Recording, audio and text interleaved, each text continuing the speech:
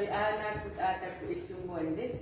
Og det er en sang, som vi har, hvis nogle af jer kan huske, for nogle år tilbage, der var der en julekalender, der hed Tidsrejsen. Og der var en sang, der hed Tidsrejsen, og den har vi prøvet at oversætte og gjort til vores egen på grønlandsk. Den hedder Anaku Isumuende. Okay, husk to.